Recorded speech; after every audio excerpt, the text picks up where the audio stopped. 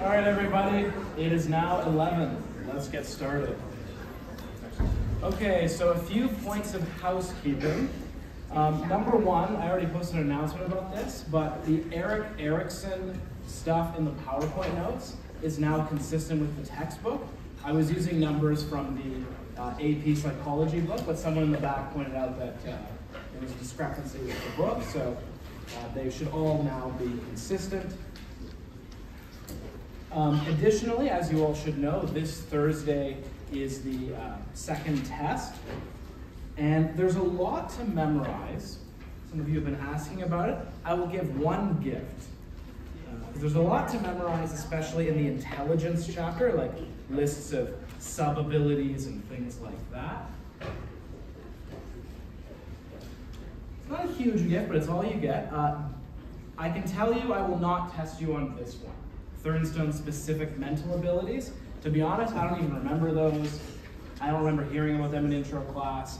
They don't come up in AP psychology, and they have not been as influential as the other lists that are there. So the list is good in that it gives you a sense of the kinds of mental tests that were used, but I'm not going to ask, oh, is this from Thornstone or not?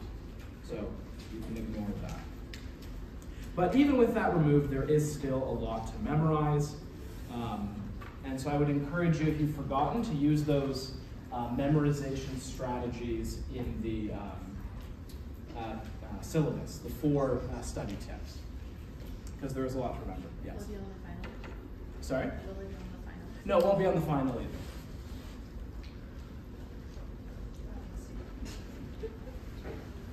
either. Okay, how many of you saw the announcement I sent yesterday?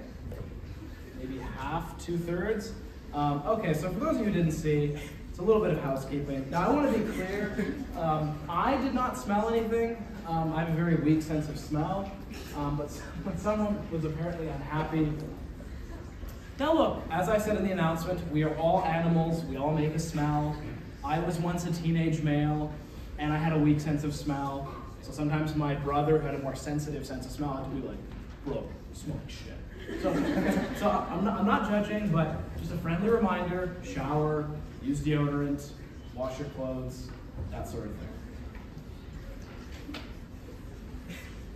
And as I said in the announcement, if you are male and you are thinking, no man, I don't need to shower, I just naturally smell good, that means you need to shower the most. Okay? So just want to make that clear. And after I sent that announcement, I got an email from someone talking about in-class conversations. So look, it's a big lecture hall. I can't really hear you. If you just whisper something funny to a friend and you have a little giggle, whatever, that's fine. But if you're having extended conversations with groups of people, some have said that that is distracting. So use common sense. Don't talk to the point where it's going to be a problem for your neighbors. Okay, any questions about the housekeeping? Okay. So, I think that's all I wrote down. Yes. So we'll get back into the material. So remind me if I don't say so by the end of class, but I am going to tell you today what the written question will be, at least roughly. So I'll do that at the end when we move into the review. We'll probably only have like 20 minutes for that, but make sure to remind me if I don't say so what the written question will be. But yeah, we still have a fair amount to cover. So the next section in the chapter on development is on gender. So I'll run through some of the terms. So gender identity is one's sense of being male or female, which develops over the course of early development. Gender constancy is the understanding that being male or female is a permanent part of a person. Now, this is not commenting on whether or not that's true. This is just saying that this is a sense that kids tend to develop early on, that gender is a permanent part of someone.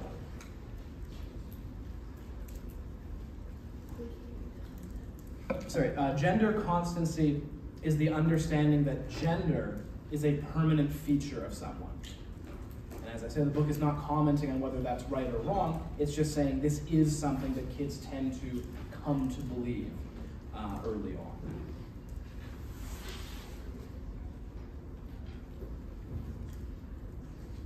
After gender constancy, one thing that develops is sex role stereotypes, which kids tend to learn from their environment, so their sense of what is appropriate for a male or female to do.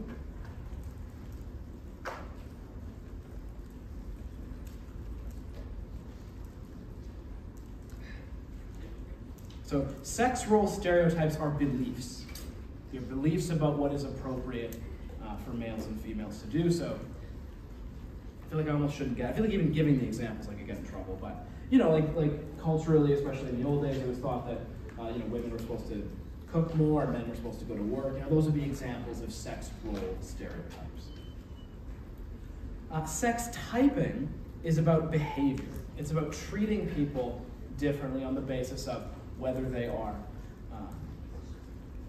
male or female. And there are examples of studies where you find that parents treat their sons and daughters differently. So for example, they tend to be more harsh with the sons, more disciplinarian with the sons, but they tend to be less encouraging of interest in science in their daughters. So the book reports some studies that find that. And unsurprisingly, this kind of sex typing can have an effect on how boys and girls perceive themselves. And as an example, I have a video to illustrate this.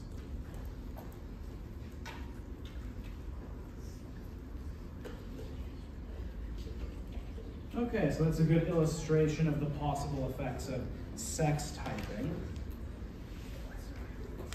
And that's all I have to say about that section. Next, we're going to talk about moral development. Now, before I do so, I want to make a distinction between two different ways of studying morality. And that's the distinction between moral philosophy and moral psychology.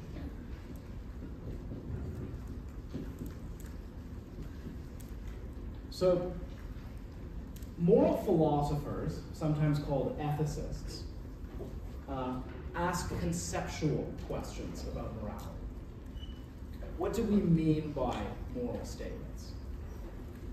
Are moral statements capable of being true or false? That's a big debate, right? Can moral statements be objectively true or false? And if they can be objectively true, what are the right answers, right? So is, I don't know, take your favorite moral debate. Is capital punishment morally permissible or not?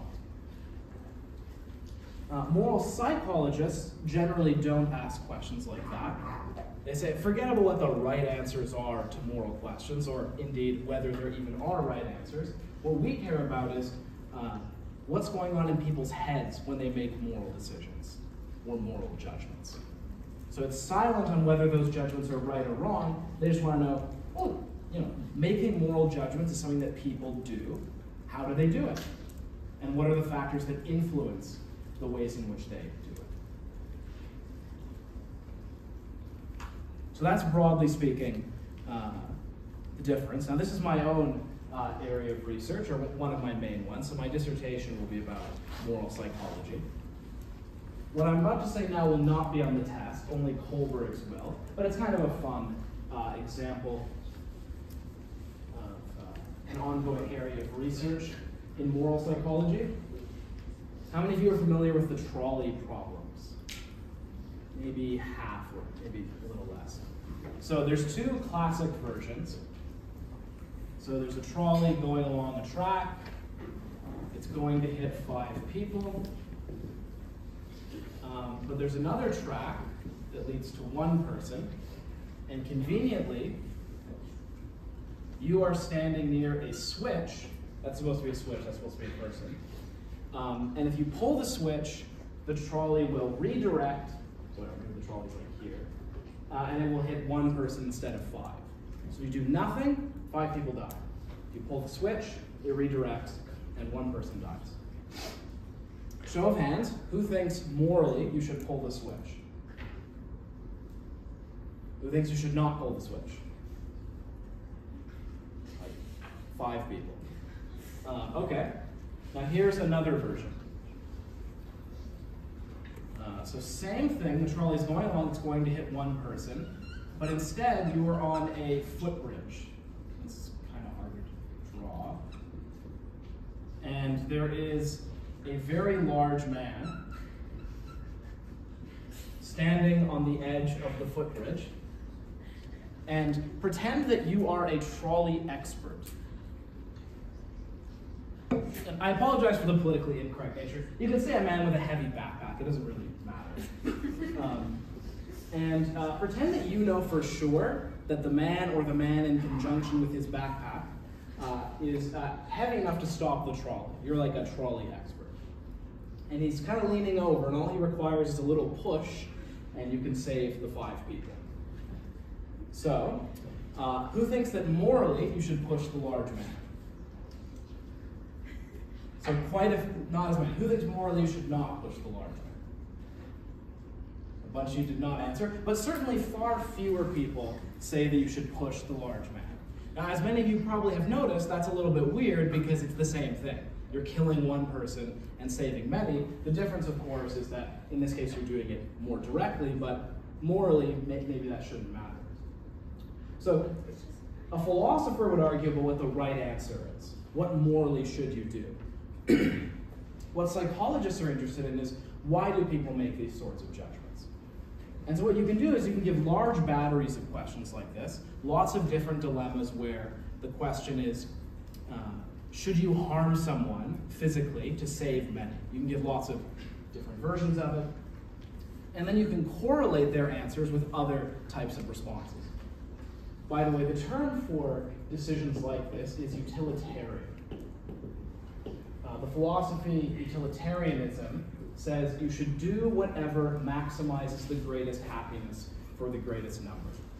So if it saves more lives or makes fewer people suffer or what have you, that's the action you should do. Whereas, and you will not be tested on these terms. This is an example of moral psychology in action. The competing view is deontology, according to which there are some actions that are intrinsically wrong. Whether they save more lives or help people or whatever, some things are just wrong. For example, it's wrong to use someone as a means rather than treating them as an end in themselves. In this case, it's wrong to use someone as a trolley stopper. That's what a deontologist would say. So then you give large batteries of these types of dilemmas, and you look at what are utilitarian answers correlated with. And what you find in many different studies is that they are correlated with reliance on what psychologists call system 2, which we've talked about. So people who think more slowly and reflectively tend to be more likely to endorse, like, yes, you should push the large man. They've done neuroscience studies on this, where you find that parts of the brain that are correlated with system 2 activity or with reliance on system 2, those types of people are more likely to give utilitarian answers. No, yeah. How do the psychologists know someone isn't just like taking hypothetical that seriously? Yeah, it's a good question. So the question is, how do we know psychologists are not just taking the hypothetical not seriously? And that's hard to know. One thing that defenders of the dilemmas have said is, we're not so interested in whether people would actually do this in the real world, but just what's going on in their heads. They're sort of competing moral evaluation processes, and we want to know how they work. But it's a good criticism that has come up. You won't be tested on it, but deontology just means some actions are intrinsically wrong, whether they help people or not. But you don't have to worry about that. Now, one criticism, so this person brought up one criticism, but another one is that people who say, yes, you should push the large man, not only are they more reliant on system 2, but there's also evidence that they are significantly more psychopathic. And some people have argued that this is not such a good measure of utilitarian tendencies, because there's a lot of evidence that part of what's going on is it's not so much that they care a lot about the 5 people, they just don't really care about pushing people. So yeah, you gotta push someone to save 5, whatever, that's fine. So there's some evidence for that. So one example of a cutting edge technique that, again, do not stress about, is process dissociation, where what you do is you give a bunch of dilemmas, but you give two sets. One in which the harm, like pushing someone or torturing someone or whatever, is the utilitarian decision. And one set in which the harm is not the utilitarian decision. And you give 10 of each. So for example, one example is, in the utilitarian version, the dilemma is, should you torture someone to find bombs to save people? So someone has put bombs in a building, the only way to find it in time is to torture someone. A utilitarian should say, yeah, you should torture that person because you're going to save more lives.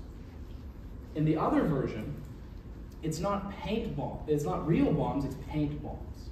Should you torture someone to find paint bombs that are going to be a real nuisance? A utilitarian should say no.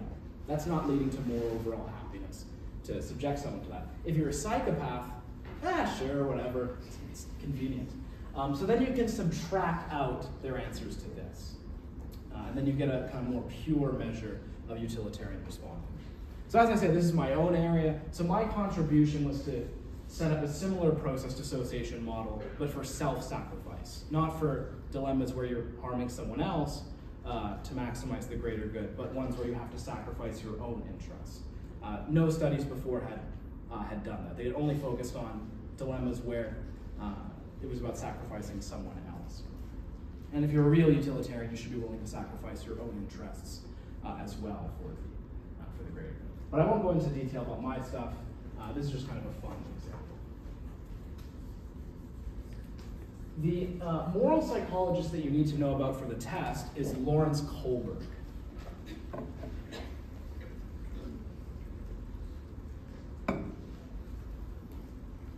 What Lawrence Kohlberg did was he took kids and gave them moral dilemmas at various stages of development and tried to see how they responded.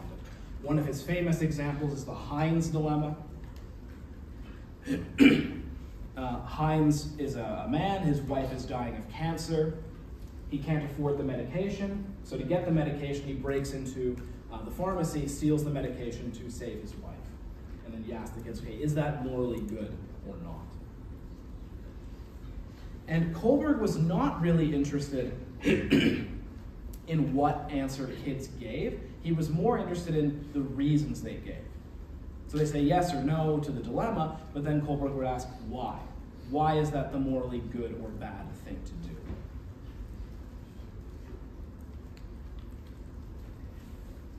And he found that there are three basic levels. Each level breaks down into two sub-levels.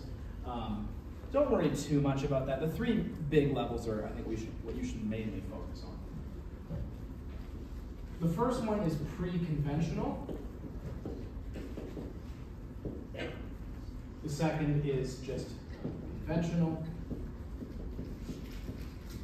Oh, and actually, before I go through this, I just forgot, there's one funny thing I was going to show. So for the trolley dilemma, I have two 1-minute videos. One researcher did a little experiment with his two kids. He had one daughter and one son, and he wanted to see if they would respond differently. This is a very small sample size, so you could not generalize from this, but there was a very large sex difference, and I will let the two clips speak for themselves. That kid's going to do great things. True story about that. I was giving this talk to the psych department, and one of the cognitive psychology professors, who was male, when I showed that clip, was like, "That's my boy."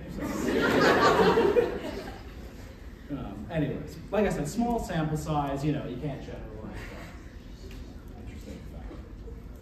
Okay, back to Kohlberg. The last one, post-conventional. So as with Piaget, you should think about the meanings of these words to help yourself remember the order. So conventional is the middle one, pre means before, so pre-conventional, and post-conventional, after conventional. The word conventional here relates to the word convention, like social convention or social norm. So as we're going to see, the middle one is about kind of social norms, social rules, or laws towards the end of that stage, and then pre and post come before and after that. So in the pre-conventional stage, what kids care about is how the decision affects them. So in the early part of this stage, if I get punished for something, it's a bad action. That's what determines whether it's good or bad. And then towards the end, they also care about reward.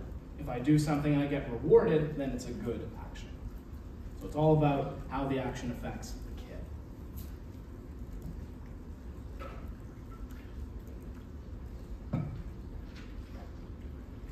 kid. In conventional morality, it's about, as I say, social conventions or social norms. Towards the beginning, it's pretty simple. It's just, if actions make other people in my group like me, then it's a good action. If they don't, it's a bad action. And towards the end, they start to care about broader norms, including laws. So what does my community or my country say is good or bad? Right? What are the broader norms and, more specifically, the laws that my country endorses?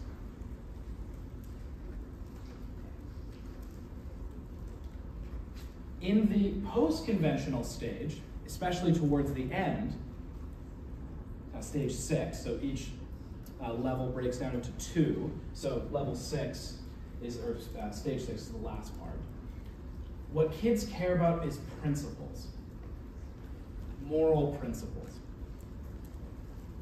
And it's called post-conventional because they start to accept that actually sometimes my society is wrong. In conventional morality, like whatever other people say, that's what's right. But in post-conventional, you go, well, no, I may endorse principles like fairness or justice or human rights or whatever.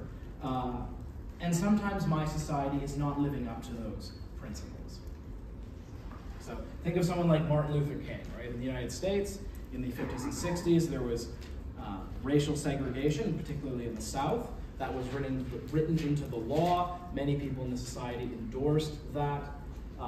But people in the civil rights movement said, look, we know that's the law. We know that's what our society endorses, but we think that's wrong based on principles like fairness, justice, etc.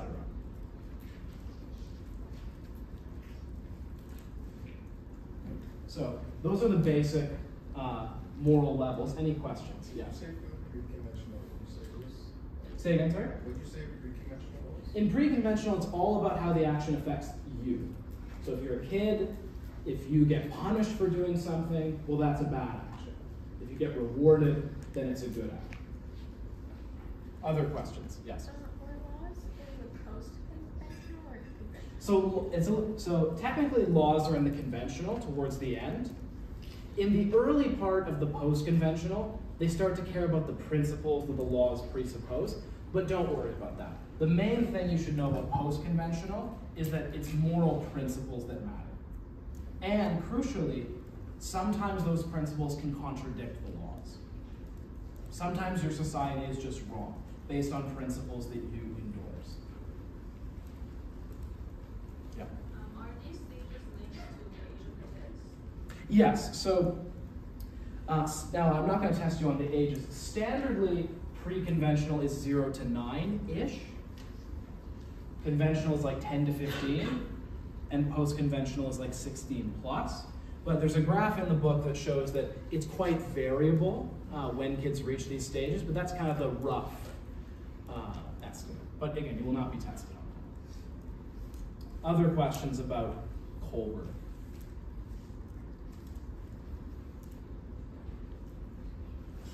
Okay. So this was, as I say, serious work, but there were some criticisms. 2 ones that you should know. This model was criticized for having culture bias. The key problem that both issues relate to, all of the subjects in Kohlberg's studies were boys from Western countries. So the first line of criticism has to do with culture.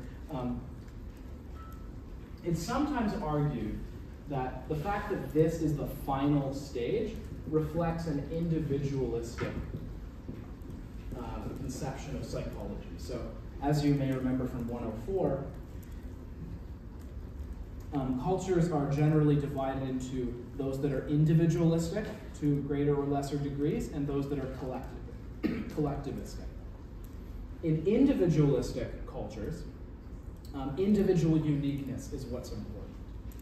In collectivistic cultures, abiding by societal norms is what's important. Living up to your family's expectations or your culture's expectations. And the fact that this is the final stage where you transcend your culture's norms may reflect a bias towards an individualistic way of thinking about things. And with regard to gender, I forget if this person's in the key terms or not. If she is, then worry about her. If not, then don't worry about the name. But Carol Gilligan pointed out rightly that all of Kohlberg's subjects were boys. And she did some preliminary work finding that girls were less likely to emphasize principles like justice and fairness, these kind of abstract, absolute principles, and instead were more likely to be concerned with relationships and context. So if there's a moral dilemma, it doesn't really matter about these principles. What matters is, do I know the person? What's the background of my relationship with this person, and so on. As the book says, generally speaking, the meta-analyses have not borne that out. I would say the consensus now is that, at least with the kinds of measures that Kohlberg was using, men and women do not appear to develop differently vis-a-vis morality. Now, with regard to the trolley dilemmas, actually, boys are more likely to say, yeah, push the large man in front of the trolley. But with the kinds of measures that Kohlberg was using, it's widely thought that Gilligan was not right. But she was right to say, look, let's at least check. Let's make sure that this isn't just true of boys.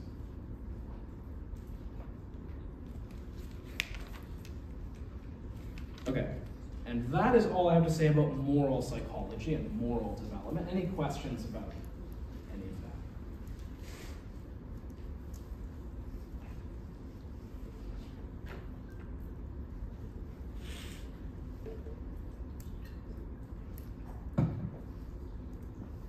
Okay.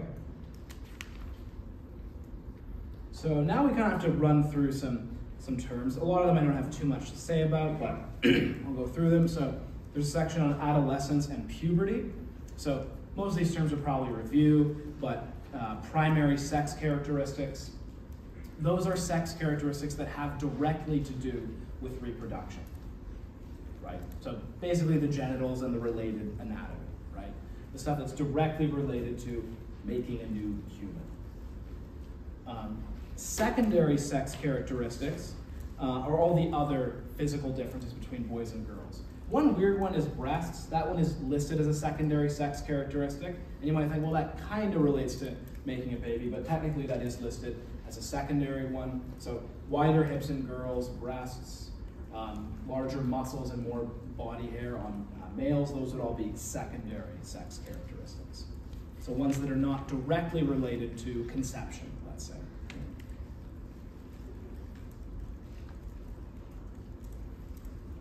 So those are sexual changes that occur during puberty. There are also neural changes. The last parts of the brain to fully develop are the limbic system, which is kind of the emotion centers of the brain. And then even later than that, the frontal lobes. I'm sure many of you have heard this. The frontal lobes are involved in self-control, long-term planning, controlling your impulses, and that sort of thing. I'm sure many of you have heard that these take longer to develop in males, and that is true. A little behind. So if you're noticing that young men are stupid, it's okay, just give them time. I think I told this story to my 104 class, but when I was, 7 or 8, I had noticed a pattern. Like I said, I was always noticing patterns. And the pattern I noticed was that boys were more likely to do violent or stupid things. I just asked my dad, why is that? Why is that the pattern? And he said, well, that's because of testosterone. I said, well, what's testosterone? And he wanted to explain it in a way that an 8-year-old boy could understand. So he said, basically, testosterone is a chemical that eats boys' brains. For a long time, that's actually what I thought testosterone was. Now, it's not quite right, but there is, as it turns out, a delay in the frontal lobe. Yes? Is there any sort of like psych sort of reasoning as to why boys develop later on? That's a good question. I don't know, actually. It's partly myelination, but a lot of it is just losing connections, actually. So a lot of neural growth is growing more connections than you need, and then becoming more efficient, so losing the connections that you don't. I think myelination happens more earlier, but I don't remember the exact timeline for that.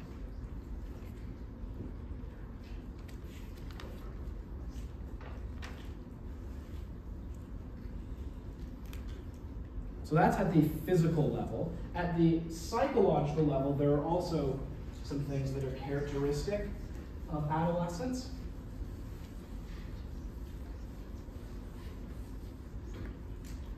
One important one is adolescent egocentrism.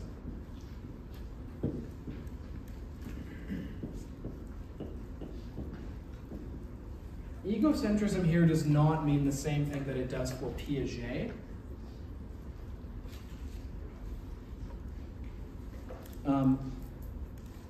Adolescent egocentrism is thinking that you are the center of the world.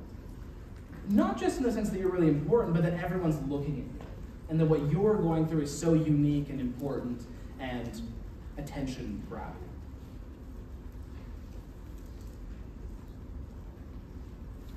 So one example of this is a personal fable. So that would fall under the umbrella of egocentrism.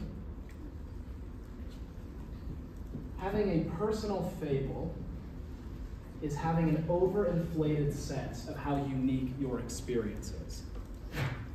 So, you know, when you're young, you have your first boyfriend or girlfriend or your first big crush, you know, you'll say like, no one's ever been in love this much. Like this is, you know, you inflate how important it is. Which is a great way, of course, to make yourself miserable, which is a feature of adolescence. Because yeah, you can, as you get older, you'll realize you're not that unique. The other one that has been widely studied is the imaginary audience. And there is probably a kind of ebb-psych thing going on here, which is when you're an adolescent, you're trying to learn the social norms in your community. Well, I should say first what this is. Having an imaginary audience is thinking that everyone is always looking at you. Everyone's always paying attention to you.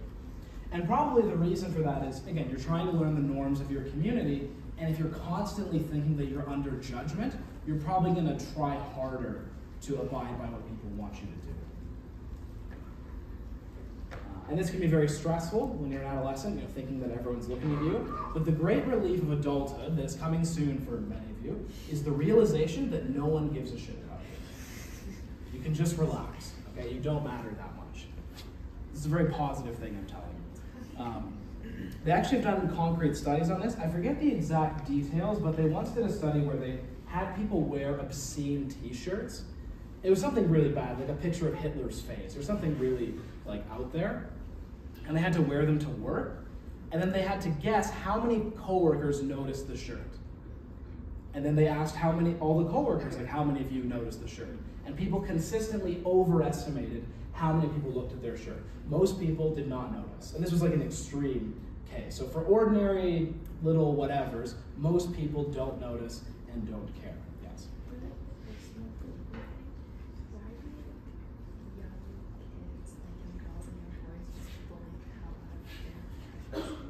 Bully their crushes? Oh, that's just ineptitude. I mean, that's the classic. I mean, we'll talk about reaction formation. So she asked, why do young boys and girls bully or pick on their crushes? I mean, I'm not an expert in that, but the Freudian answer would be reaction formation, which is displaying the behavior that's the opposite of what you really think. So we'll come back to that, and we'll talk about that in chapter 14, I think. Other questions about these?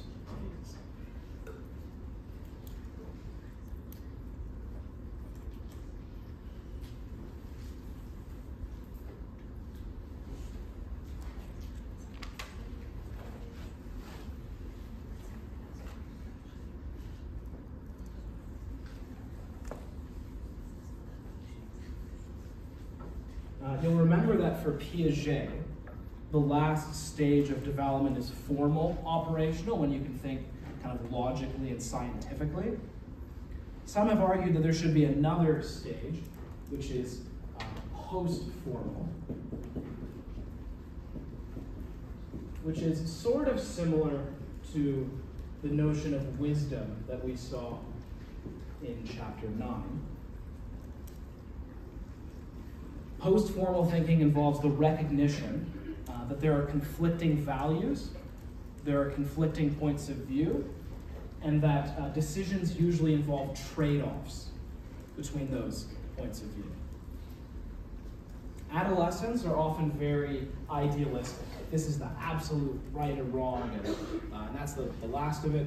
As you get older, you tend to realize that there are conflicting values and that life involves trade-offs.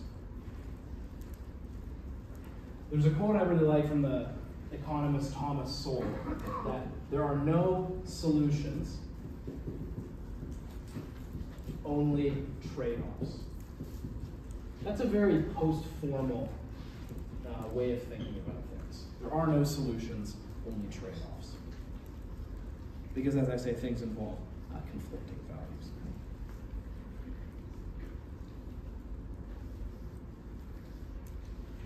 Okay, the next section is on intellectual changes over the course of development, especially after the 20s. I believe I mentioned this in answer to someone's question last time. The book is a little confusing because it has two graphs.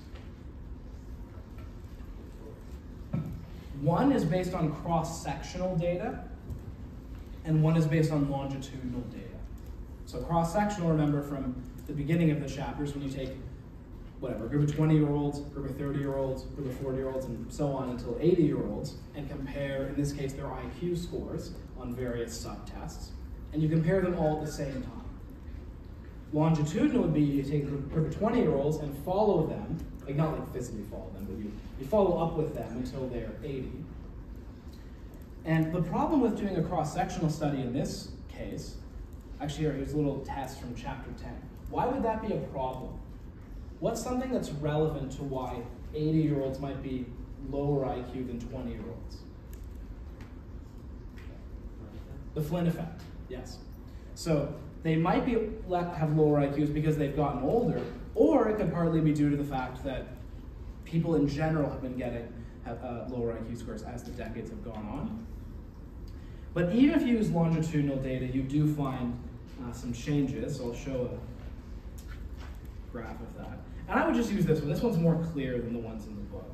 This one is in the PowerPoint notes for this chapter. So there's three things here. There's crystallized intelligence, processing speed, and fluid intelligence, which is sort of related to speed. So crystallized intelligence stays high or even goes up slightly. You find that in some studies. But fluid intelligence tends to start going down. Depends on the study, but maybe 20s or 30s. And speed starts going down more rapidly around that time as well. Now, after like 70, 80, okay, everything goes down, including crystallized intelligence. So that's a little representation of that. And you do often find, as it happens, that famous scientists tend to make their biggest discoveries when they're in their 20s. They're kind of the most creative, they think the quickest, their minds are the most agile. So for example, Isaac Newton, a lot of his big discoveries were in his 20s.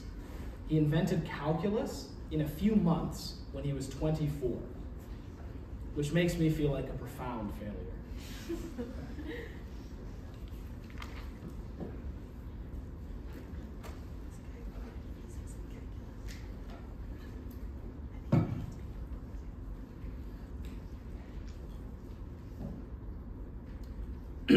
The book then goes back to Erikson's stages, specifically, the identity versus role confusion stage, when adolescents are trying to figure out who they are.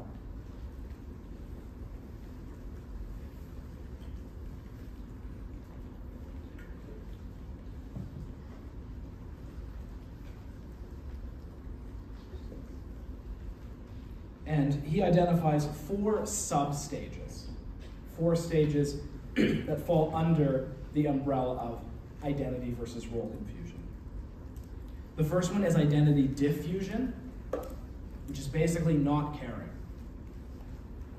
Who am I? I don't care. I just want to play video games. So you don't even think about questions like, what are my values? What do I care about? Or who am I? The next is foreclosure. So that's when you start to realize that you have a decision to make. You have to figure out who you are and what your values are. But you default to what your parents and your culture's values are. You don't do the work of figuring out, do I really want to accept that or not? You just go, I'll just believe what my parents believe. I'll just accept what my parents accept. And then the next is moratorium, and that's when you actually have the crisis. You realize, no, I'm not sure if I believe what my parents believe, and then you go through a so-called identity crisis, which apparently is a term actually that Erickson coined. And then the last stage is identity achievement, where you actually do decide on your values on your own. So nothing too fancy there, but any questions for clarification on those 4 steps? What was the second one called? The second one was called foreclosure. So that's where you just default to the values of your parents or your culture. 4th one is identity achievement. So identity diffusion, you don't give a shit. Foreclosure, you default to your parents' values. Moratorium, you have a crisis. And identity achievement, you arrive at your identity and your values.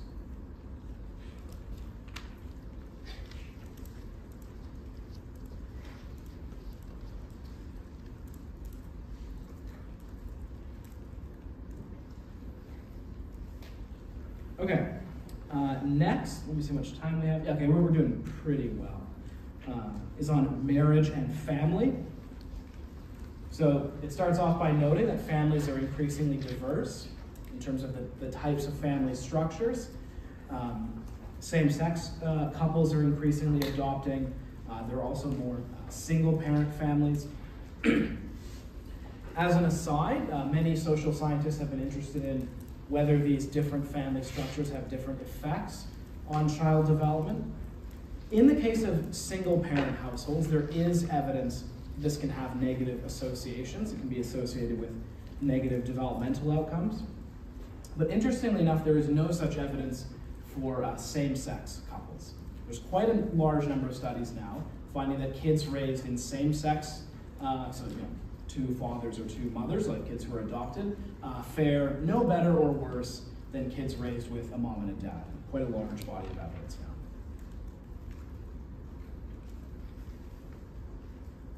Now, in the case of marriage, more specifically, what are the psychological effects of being married?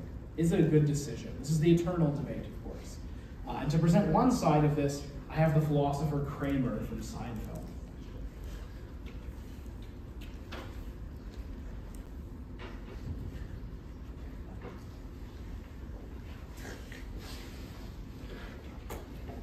Based, no. Okay, so the book does have a discussion of this, and despite what Kramer says, there's a large body of evidence finding that, in fact, married people live longer, are healthier, and happier. It seems to have long-term positive effects, or at least it's correlated with it. There's the old, correlation doesn't mean causation issue, but if you look strictly at the correlations, they tend to be positive. Now, if you zoom in on marriages and look at them over the course of the time from the beginning to the end, they seem to follow a U shape. And there's something that happens in the middle that may explain this. So at the beginning, the honeymoon phase, happiness is very high. People are very happy. And then in the middle, something happens. Can anyone guess what it is? Children, yes. So children, marital satisfaction, it doesn't go like plummet. It's still good to be married, but does tend to go down. And then as you grow older together, the kids maybe move out, happiness goes back up. There's kind of a stereotype called like the empty nest syndrome, which is that parents are depressed when the kids' rooms are empty and they're all alone. But as it's been said, the only symptom of an empty nest is more smiling, as it turns out. Oh, so now, I'm not saying don't have kids, though. Someone asked that. So what I mean is like moment-to-moment happiness. As I'm going to say in a later chapter, it depends how you define happiness. I should add this.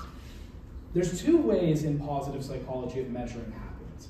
One is you have like you use it with a cell phone, or they used to have these other things like that. Basically, you get like binged, and you get asked like, how happy are you right now?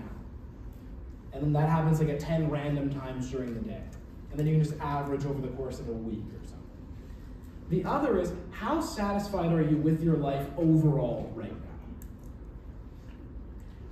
Kids decrease the first kind, but increase the second kind. I'm not going to test you on this. This is for a later chapter, but I heard someone saying, oh, we're going to have kids. What this means is, if you have kids, moment to moment, you're like, oh, I'm not very happy, this freaking kid, you know. But how happy are you with your life overall? Well, no, I feel like my life has meaning. You know, that's what parents tend to say. But I should be clear, the U shape is actually more specifically just about marital satisfaction, not about happiness per se. So how happy are you with your relationship?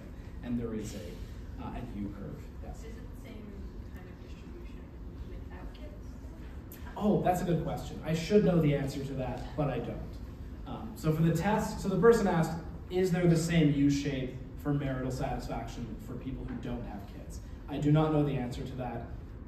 Someone can Google Scholar it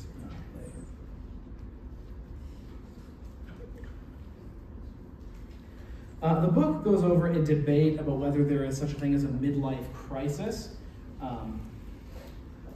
Don't worry too much about it. So if you define it in terms of neuroticism,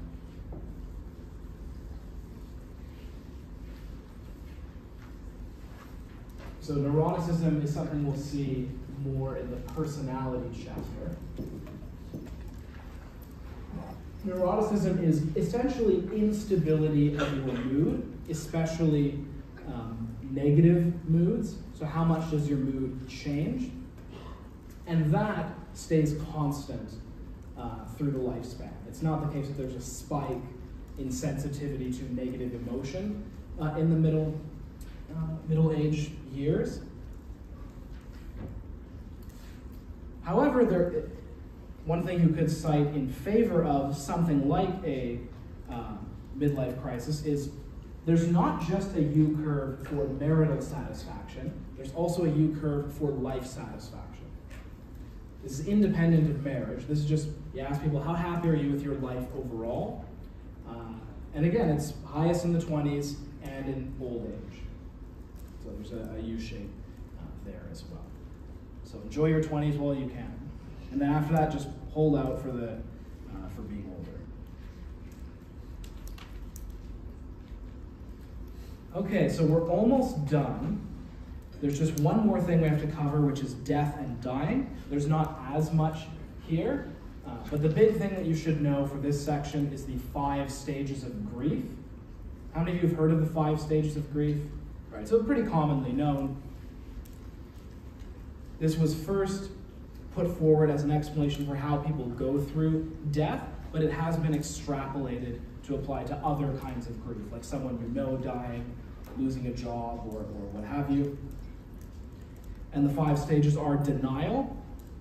So you refuse, let's just take dying as the example. You refuse to accept that you're dying. Next is anger. So you're mad about your circumstance and about how unfair it is.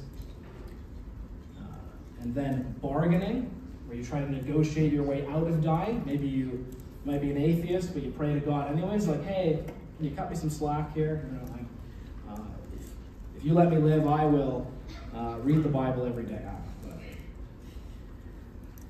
And then depression, where the sadness sets in. And finally, acceptance, where you have a more positive disposition, you accept your fate. To help these 5 stick in your memory, I have a video from Robot Chicken of a giraffe going through the 5 stages.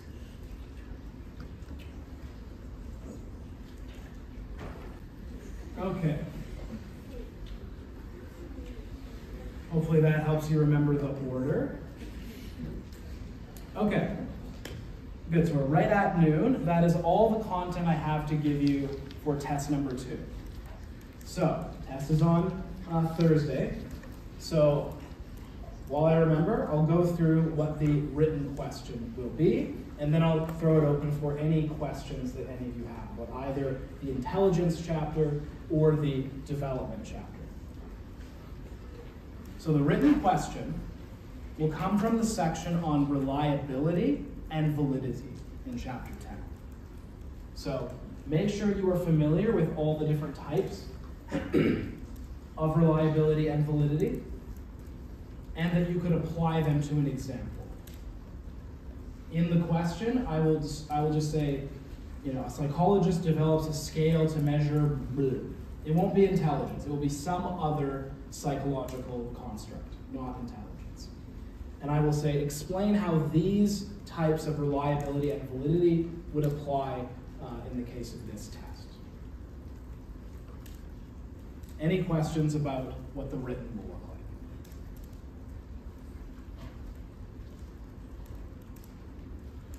Like how reliability and validity favored? So not favor or don't favor, just what would it mean for this test to have these types of reliability or validity? Yeah, I'm not going to ask you to comment on whether it would or wouldn't be. Other questions? Yes. How many marks was it written? So it's out of 5. So all of them are going to be out of 5 for written. It's worth 3% of your grade. That's what each of the written ones are. So it's the same length as test 1. 40 multiple choice questions, 20 from chapter 10, 20 from chapter 12, and then 5 marks for the written. As I said last time, if you take the full hour and 20 minutes, that means you should study more, because test 3 will be 60 multiple choice and 1 written. And then test 4 is the final with 70 multiple choice and no written. So keep that in mind. You should aim to be done within an hour, which most of you will. Other questions about the format of the test? Yep. I still can't hear you. What? Yes. As before, I will choose the types of reliability and validity. There will be 5. Yep. Yep. Yes, and as before, 1 sentence each. Be nice to the TA. This time with an example. So I'm going to be more clear this time with the example, and I'll tell you this in advance. For one of the 5, I will require the sentence to have an example. For the other 4, you can just say conceptually what the type of validity or reliability is. But one of them, I'll say that the sentence should include an example. So I'll be, because last time there were some questions about that, this time it'll be very clear. Okay. Any questions about any content in chapters 10 or 12? Yes. What does monarchy mean? Oh yeah, that's first period. Is it? I forget how to pronounce it, but monarchy, I forget. Whatever. First period for a female. Yeah.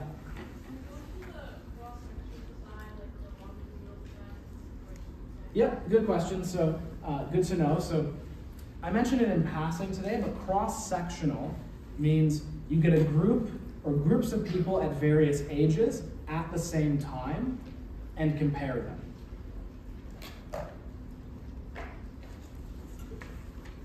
So, like I said earlier, if you want to look at how intelligence changes over the lifespan, you would compare 10-year-olds and 80-year-olds like today. The problem with that is you can't really know if the changes are due to aging or if they're due to when the people in question grew up, because they grew up at different times. With longitudinal, you take one group and you follow them as they age. Sequential is, don't worry, that one won't be on the test. That's just multiple longitudinal styles. But don't worry about that. Yeah. Will we have to calculate IQs? Yes, you should be ready to calculate IQ using either ratio IQ or deviation IQ. So I explained in class how to calculate those two. You should know how those equations work.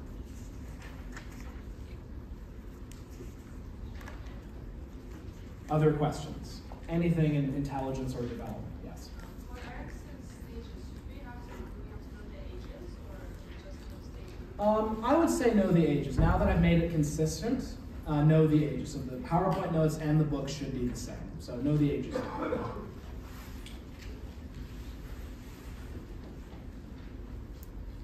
Yeah. Do you know the baby attachment styles and the adult attachment styles? If they're basically the same? They're pretty similar. I'll be nice. Know the adult ones. Nudge, nudge, hint, hint. Okay, other questions? Yep. Yes, the question was, should we know the baby attachment styles or the adult ones? You should know how Ainsworth's model works, but the specific names of the attachment styles, I'm going to say know the adult ones. I mean, they're pretty similar. Yeah, if you want to memorize names, memorize the adult ones. Any other questions?